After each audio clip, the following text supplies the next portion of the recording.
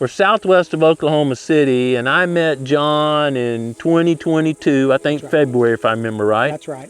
And John invited me down to look at his property. We're in 2024 now, so I'm gonna let John tell about like right where we are and some of our early comments and what you've done since then.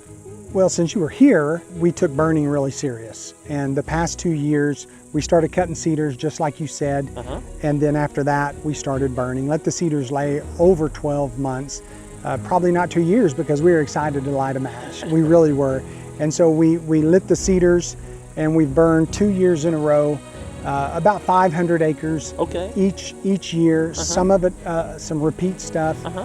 This property we're on, this area we're on right now, this was burned in February, and I mean, it was just like you're on the moon, just black as can be. Yeah, and so the exciting thing is to see how it's respond. And I don't know all the species like you do, but we see stuff that maybe we haven't seen as often in the past. Yeah. So when we first met, you know, we met on the road, whatever, shook hands, how you doing, whatever, you know. We'd never met each other before. That's right. And we come around this little interior road, little corner. What was here that's not here now? Well, so over here to the right was literally nothing but cedar trees. There were briars there. We felled the cedars. And then that was all burned literally just in February, and it just opened it right up. It was pretty thick and pretty gnarly. Yeah. And so these areas like this tend to have a great native seed bank. Yes. And you haven't planted, if you can't tell on camera, just beautiful native grasses and forbs. I couldn't have come up with a blend that would have grown better here, because these seeds are adapted to this exact site. They fell off a plant either recently or 75 years ago, either way. And one of the things you had said to me is that you can plant all the food plots you could ever want, but burning will release a lot more. This property has never had and we've owned the property now for 15 years. This, to my knowledge, this property that we're looking at here has never been disked. It's never had anything to it. Possibly we mowed the roads and that's it, and then we burned it. We've heard numerous quail since we got here. I'm not gonna say how many, but numerous quail, not 3. And it's just, I mean, it's incredible quail habitat. You're seeing deer. We're seeing deer. Seeing some good deer? Well, we're starting to see good deer. Our age structure, we want to keep them home, and hoping that this will do it. You had also mentioned harvesting does. In the past 2 seasons, we've done that as well. We're playing the long game, and so we're okay with that. And so last year, my daughter shot 2 really nice bucks with her bow, and she, you know, being a 17-year-old senior in high school, she gets to shoot whatever she wants. I hear you. So it's all good. Yeah. Hi, Dad. I don't know if I can adequately express how pleased I am with the progress I'm seeing so quickly. And 2 years in an ecological term is really quick. Good. So, you know, we're seeing bad species gone, good species in, and now this was an intense burn, but look over here, we still got the proper species of oak left. That's right. And these, we're in, again, western Oklahoma, so these species of oak are very fire adapted. You know, this area, by historical records and Native American talk and stories and whatnot, there was fire here all the time, right? I mean, not every year, but you know, fire was part of culture. Sure. Either lightning strikes, campfires getting out, or they knew and practiced burning to attract game to their area. And use fire as a defensive tool to maybe nudge another tribe off a little ways. There you go. So this is a very natural fire adapted area. And without fire, it doesn't do as good. Well, with the fire, it does a lot better. Yes. I mean, that's what we've seen in 2 years. I mean, it has done so much better. And we're really curious to see how this fall goes. We're not seeing as many deer on camera. And you had said that because there's groceries everywhere. Yeah. They're not coming to a feeder or anything like that.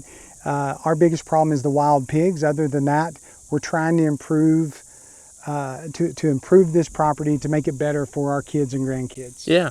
And so you mentioned pigs, and we've talked off camera. You know, 2 years ago you trapped and removed how many pigs here? 2 years ago we did 148. The year before that 167. Last year we did 181. We just started over, and in 3 days, July 2nd, 3rd, and 4th, we trapped 58. Yeah.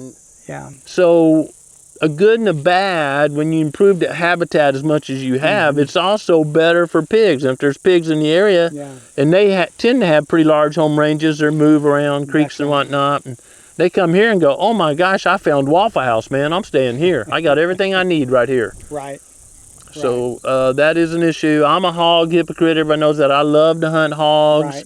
I don't want them on my land. Right. And we don't have it at the proving grounds, so that's a great thing. But yeah, hearing the quail, I love hearing quail. I grew up a quail hunter. There were no deer in the county I was raised in, and we quail hunted. So I love hearing quail. And now that's flip-flop. There's deer and no quail there now. That's right. Same thing here. Dad and I grew up quail hunting. He had dogs.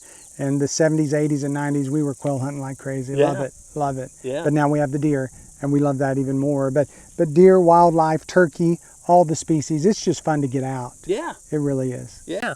Well, we're going to look around and look at some areas burned 2 years ago and 1 year ago, and let you tell the story in more detail as we get to different spots. I'm looking forward to it. Thank you. And I really appreciate you allowing us to share your results with other people. And my mission here is simply just to encourage other people to take that big step, because this was a big step, right? Well, it was a big step, but you coming here encouraged us. I mean, that kind of lit a fire under us to, man, we can really make a difference. And after 2 years, I believe this fall we're going to see a bigger difference, and we're not quitting. We're going to keep trying to constantly improve the property. So we're really excited about it. So thanks for coming. Yeah, and you know, I should mention that the stats are pretty clear in Oklahoma. They lose about 700 acres a day statewide to cedars. Now you say, well, how do they know that? Well, you know, they can compare satellite images of the state and look, and then figure out total acreage divided by 365, whatever. And so cedars are very invasive here. These are eastern red cedars, very, very invasive. And they take up about 40% of the water that they get never makes it to the soil, right? It either evaporates off or stays in the trees. So this is a water lacking area, to speak redneck to you. And so putting more water into more valuable species is a big thing. Yeah. And it shades out the ground, so we're not growing any deer food or quail cover under a cedar tree. That's right. So restoring, and we know from the early explorers that went through here and kept notes, think like Lewis and Clark, but fur trappers and whatever, they don't mention cedars like there is now. So we know that cedar density wasn't part of the natural habitat. Yeah, we hate the cedars almost as much as pigs. I hear you. We're gonna get along great. All right, let's go look at some other stuff. All right. Growing Deer is brought to you by Bass Pro Shops and Cabela's. Also by Green Cover Food Plots, Winchester, PH Outdoors, Moultrie Mobile, Steel, Fleet Outdoor Apparel, Morel Targets, Fourth Arrow, Scorpion Venom Archery, Case IH Tractors, Burris Optics, G5 Broadheads, Prime Bows, and Redneck Hunting Blinds. John and I going through this beautiful habitat, and neither one of us knew this plant, but Stone and Jack, our interns, whipped out their phone technology and identified it really quickly. This is a native Lespedeza. I should have known that with the 3-leaf pattern. It's been browsed on pretty heavily up here, the newer leaves, and it's making seed. And we were discussing just the way God worked this out, growing season versus dormant season fires. And I was explaining I'd like to see every second, third, fourth fire a growing season fire. Well, most of these broadleaf plants, these type of plants are going to make seed this summer. And they're going to fall to the ground, and if you burn in August, September, those seeds are right there on a brand new seed bed, and you get more of those. And if we look right here in front of me, the grasses, which this is a blue stem, is just doing great, but not even close to making a seed head yet. Right. So that seed is probably going to hold through most of the winter, and you do a dormant season, February, March burn, that's the dominant seed right there on top of the seed bed. And we've just burned this one time, and all of this stuff we've never seen before just shows up. Isn't that amazing? It's amazing. I mean, so, you know, if you were here 3 years ago, and we were right here, what would you be seeing right here?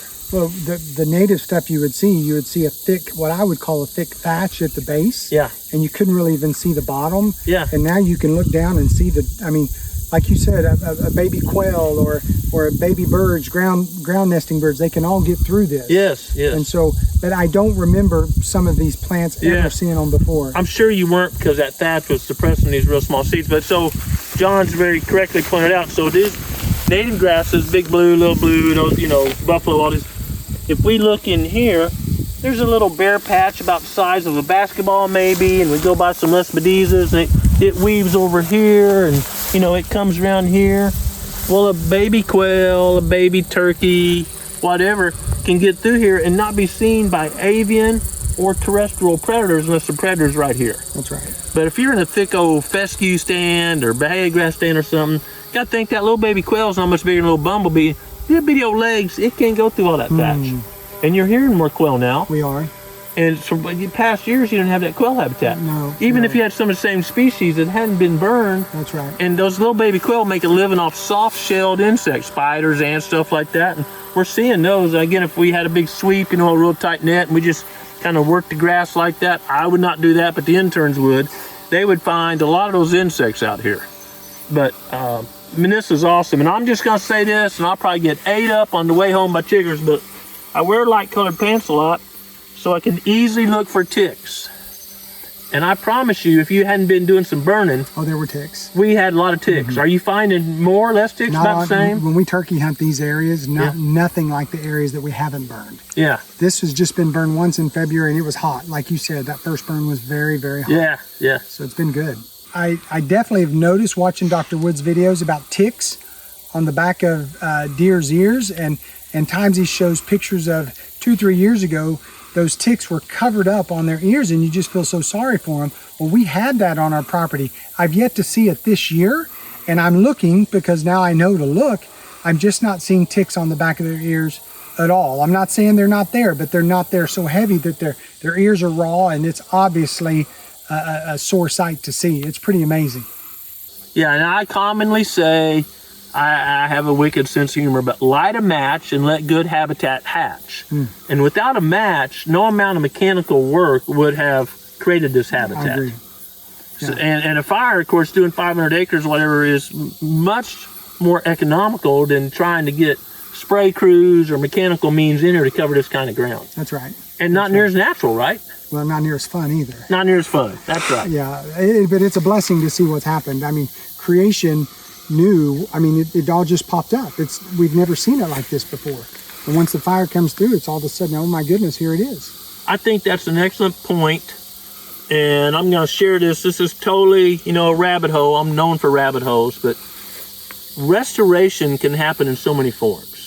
To our lives, you know, we kind of get on a better track with our life, making better decisions. I've got an elk tag this year in New Mexico, and I'm in the process of dropping 10 pounds, my goal, and I've dropped 5. You can't tell it right now, but I've dropped 5. To my testimony that there was a bag of M&Ms on the truck on the way here, and I gave it to the interns. I did not eat them, which I love M&Ms. So anyway, we can restore our health oftentimes. Not always. I've had 2 transplants. I live in a real world. Yes. But we can restore our health. We can restore habitat by the choices we made. You made a choice to fell cedars and use prescribed fire, and it is stunning now. I mean, this is incredible habitat. For this ecosystem, I don't think it could be any better. Wow. Follow-up fires will make it a little better. We get a growing season burn. We get more forbs, a little bit less grass, but it's really good. Good. So, we don't know what we don't know, so I'm glad to hear that. Yeah, so we call it the release process. Even in native habitat, you felled cedars and invasive species. You use fire to start that restoration or releasing process, and you just released the crater's potential for this area. Amen. What was here. And I just, you know, we're in the middle of a video here, but I want everyone to know that's not limited to wildlife habitat. We can release our own potential. We can help other people release their potential. And there's probably no more joy. I love seeing this habitat, but probably no more joy than when we help someone else release their potential. Yeah. So this is looking beautiful now, but what did it look like right after the fire? It was black, it was charred, and there was nothing. I mean, this was a hot fire, and it was nothing but oak trees that were glorified, no leaves and skeletons, and you're thinking, what did we do? And we had a ton of cedar trees that were hot. This was a very, very, very hot fire, for sure. Yeah, and you fortunately took a video right in here, so we're going to share that, of what it looked like, you know, probably minutes or hours right after the fire. And I'm surprised my phone wasn't ringing, you know, what have you done to me type deal. But look at this, I mean, there's these pockets of lush native vegetation with oak trees. And these oak trees, again, are very fire adapted. You wouldn't burn it this hot in a patch of white oaks. You don't have any white oaks here, but you wouldn't do that because you would have killed most of them. But these prairie oaks oaks growing on the prairie, are very fire adapted, and it's just perfect for them. Wow. You can see now how the Native Americans were so successful at spotting and stalking, because you got these little openings and you can play the thermals, play the wind, which to me I find a great way to hunt. You're not just sitting there going, what's on my phone? My buddy's seen deer yet. You're peeking around every corner. You're moving quiet. You're constantly going. And deer in this habitat move throughout the day. They bed move, bed move, bed move. And so, man, I'm so envious of this habitat. Well, thank you. John, I really want to thank you for letting us come out here and experience this and just see the result of your work. It is really impressive. Well, you really got us excited when you came out here and said what the potential is. But I didn't expect it to be this fast after a couple years. So I hope you'll come back in a year or two and look at it again. And I really thank you for coming. I really appreciate that in the middle of July when it's hot.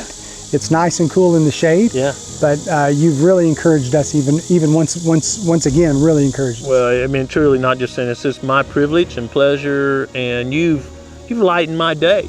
Because I see Aldo Leopold was the first guy titled wildlife biologist in America. I've read a lot of his writings. He was a brilliant man, and he had a statement that's really stuck in my mind that said, the more you know about ecology and understand it, the sadder you can become riding around. You see all the degraded habitat and loss of native habitat. Right. And I try to think, no, he's a brilliant man, but let's say the more we know we can restore that. That creation can be restored. And so we just, some education and some sweat equity, right, we can create beautiful habitat as examples for others. So I hope y'all have enjoyed this and maybe got some motivation, no matter what habitat type you're in. Maybe you're in hardwoods or pine forest. It's almost always can be better. I almost never see anywhere that's not degraded to some extent, my farm included. So we can restore that, but more importantly than restoring habitat is restoring our lives. And the only way to do that is to be quiet and still and intentionally seek God and His will for our life and apply it daily. Amen. Thanks for watching Growing Deer.